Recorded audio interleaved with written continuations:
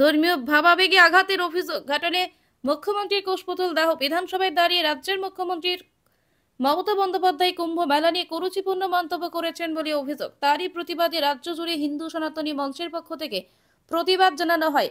ঘাটালেও মিছিল করা হয়। ওই বক্তব্যের তীব্র নিন্দা জানিয়ে মিছিলটি ঘাটাল পাঁশকুড়া বাসস্ট্যান্ড থেকে শুরু হয়।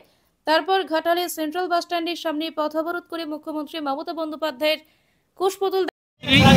একজন ব্রাহ্মণ হিন্দু হয়েও হিন্দুদেরকে 144 বছর পর যে মহাকুম্ভ মেলা, সেই মহাকুম্ভ মেলাকে নিয়ে অপমান করছে, মহাকুম্ভকে বলছে মৃত্যুকুম্ভ।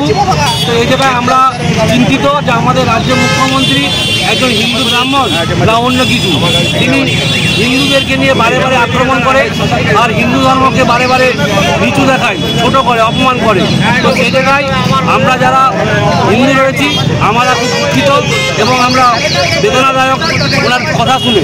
তো সেই জায়গায় আমরা মনে করছি যে হিন্দু বিরোধী সরকার, যে মুখ্যমন্ত্রী হিন্দু সেজে রয়েছে, সে আদৌ হিন্দু কিনা।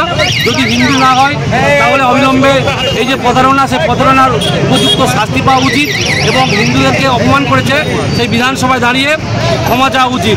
সেই জন্য আমরা গোটা রাজ্য জুড়ে এই ধরনের পথ অবরোধ এবং হিন্দুদের ঐক্যবদ্ধ হওয়ার বার্তা দিচ্ছি।